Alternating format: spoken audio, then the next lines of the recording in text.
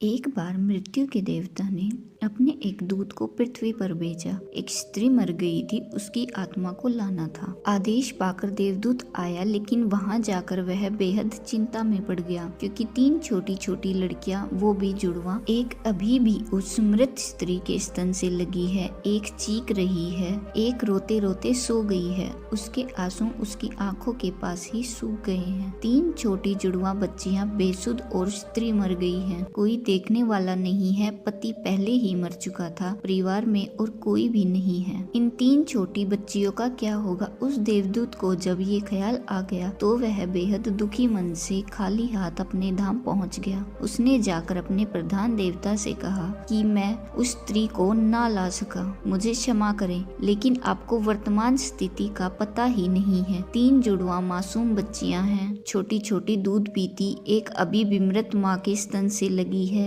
एक रोते रोते सो गई है, दूसरी अभी भी चीख पुकार रही है। हृदय मेरा ला ना सका। यह नहीं हो सकता कि इस स्त्री को कुछ दिन और जीवन दान दे दिया जाए। कम से कम ये बेसहारा लड़कियां थोड़ी बड़ी हो जाएंगी, क्योंकि इस दुनिया में अब उन्हें कोई देखने वाला नहीं है। मृत्यु के देवता ने उसकी बातों को ध्यान से सुनकर गुस्से में कहा, अच्छा तो तू बड़ा समझदार हो गया है, उस व्यक्ति से भी ज्यादा जिसकी मर्जी से मौत होती है, जिसकी मर्जी से जीवन होता है, जो पूरी दुनिया का मालिक है। तो तूने अपने जीवन में आज पहला पाप कर दिया है और इसकी तुझे सजा मिलेगी, और सजा यह है कि तुझे पृथ्वी पर वापस चले जाना पड़ेगा, और जब तक तू 3 बार अपनी मूर्खता पर हंस न ले तब तक वापस यहाँ न आ सकेगा। वह देवदूत राजी हो गया दंड भोगने के, लेकिन फिर भी उसे लगा कि सही तो मैं ही हूँ, और तब तक अपनी मूर्खता पर हंसने का मौका कैसे आएगा। उसे लगा कि ये शायद असंभव है। उस देवदूत को वापस पृथ्वी पर फेंक दिया गया। वहीं पास में जहाँ देवदूत बेसुध पड़ा हुआ था, एक मोची सर्दियों के दिन करीब आने के कारण कुछ रुपए लेकर अपने बच्चों के लिए गर्म कपड़े और कंबल खरीदने शहर जा रहा था। उसने राह के किनारे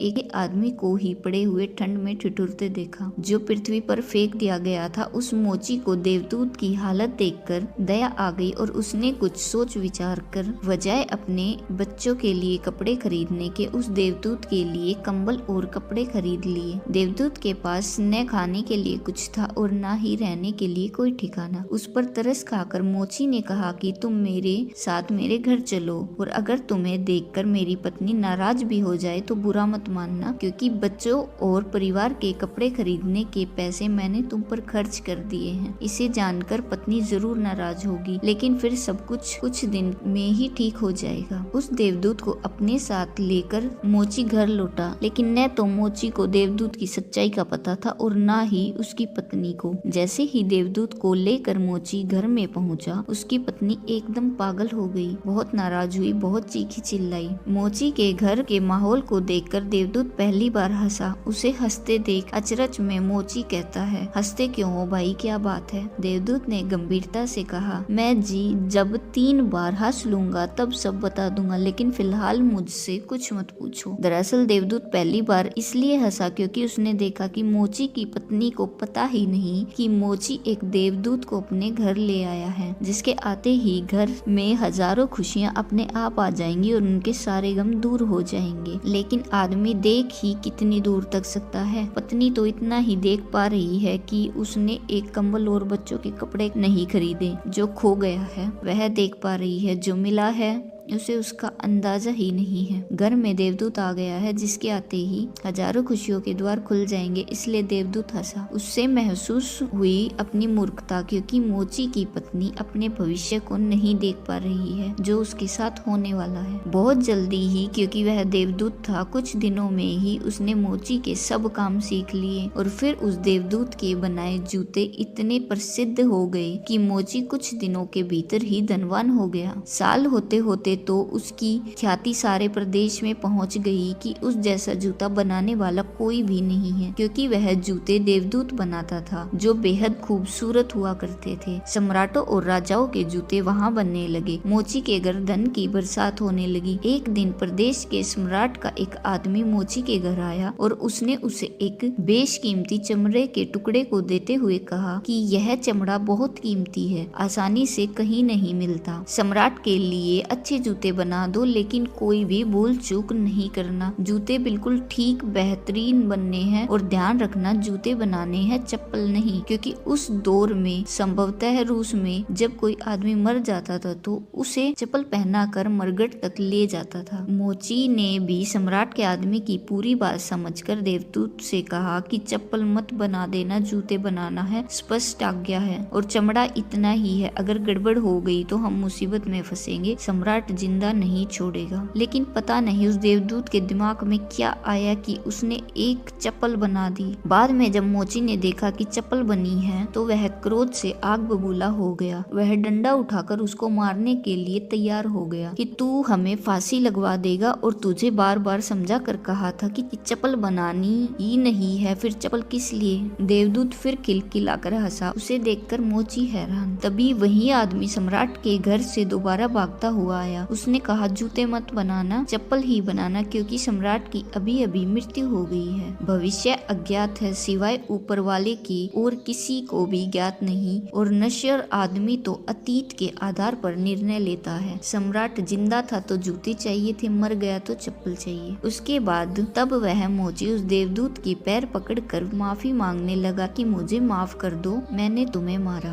देवदूत ने कहा कोई बात नहीं, मैं अपना दंड भोग रहा हूँ, इसमें तुम्हारी कोई गलती नहीं है। लेकिन वह देवदूत आज दोबारा हंसा था। मोची ने फिर पूछा उसके हंसी का कारण। उसने फिर कहा कि मैं जब 3 बार हंस लूं तब बताऊंगा। दरअसल वो देवदूत दोबारा हंसा सिर्फ इसलिए कि भविष्य किसी को ज्ञात नहीं है। फिर भी लोग असीमित आकांक्षाएं, ईर्ष्या, घृणा, द्वेष रखते हैं जो कि पूरी तरह व्यर्थ है। फिजूल की लालसा व लोभ करते हैं जो कि कभी पूरी नहीं होती। हम याचक की तरह मांगते हैं जो कभी नहीं मिलता, क्योंकि कुछ और ही मिलना तय है। हमसे बिना पूछे हमारी नियति घूम रही है और हम व्यर्थ ही बीच में शोरगुल मचाते हैं, चिंता करते हैं, परेशान होते हैं। इसलिए चप्पल और हम जूते बनवाते हैं। मरने का जब वक्त करीब आ रहा है तब जिंदगी का हम चप्पल और हम जूते बनवाते हैं। मरने का जब वक्त करीब आ रहा है तब जिंदगी का हम हंगामेदार आयोजन करते हैं। सिर्फ वर्तमान समय ही हमारा है, लेकिन हम भूत और भविष्य के बारे में दिन रात सोचकर बेमतलब की चिंता में मरे जा रहे हैं। अब उस देवदूत को लगने लगा कि वे बच्चियां, मुझे क्या पता भविष्य उनका क्या होने वाला है। मैं बेमतलब का उनके बीच में आया, क्योंकि होनी तो बहुत पहले से तय है। कुछ दिनों के बाद एक तीसरी घटना घटी कि एक दिन 3 लड़कियां उस मोची के यहाँ पहुंची। उन तीनों लड़कियों की शादी हो रही थी, इसलिए वे तीनों अपने लिए जूते के ऑर्डर देने वहाँ आई थी। एक बूढ़ी महिला भी उनके साथ आई थी जो बहुत अमीर दिख रही थी। देवदूत ने उन्हें देखकर पहचान लिया। ये 3 वही लड़कियां हैं जिनको वह उनके मृत माँ के पास छोड़ आया था और जिनकी वजह से वह दंड भोग रहा है। वे सब वर्तमान में बहुत स्वस्थ और सुंदर दिख रही थी। उसने जानना चाहा कि क्या हुआ, उनके साथ यह बूढ़ी औरत कौन है। अब बूढ़ी औरत ने सब कुछ बताना शुरू कर दिया। उसने कहा कि ये 3 बच्चियां मेरी नहीं हैं। इनके जन्म के दौरान भूख और अभाव के कारण माँ के शरीर में दूध नहीं था और ये तीनों बच्चियां जुड़वा इनकी माई ने दूध पिलाते पिलाते ही मर गई। जब मैंने इन्हें देखा तो मुझे इन अनाथ बच्चियों पर दया आ गई। मेरे कोई बच्चे नहीं थे, इसलिए मैंने इन तीनों बच्चियों को गोद ले लिया। बूढ़ी महिला ने अपनी बात को आगे बढ़ाते हुए कहा कि अगर आज भगवान की कृपा से इनकी माँ जिंदा रहती तो भी शायद ये 3 बच्चियां गरीबी, भूख, दीनता और दरिद्रता से ही बड़ी होती। माँ दुर्भाग्यवश भले ही मर गई हो, फिर भी ये 3 बच्चियां बहुत बड़े धन, वैभव व संपदा में पली और अब मेरे बाद सारी संपदा की ये ही 3 मालकिन हैं। फिलहाल इन तीनों का एक सम्राट के परिवार में विवाह हो रहा है। देवदूत फिर तीसरी बार हंसा और विस्तार से मोची को उसने पूरी घटना बताई। उसने कहा भूल मेरी थी, नियति बड़ी है और हम उतना ही देख पाते हैं जितना समझ है, लेकिन जो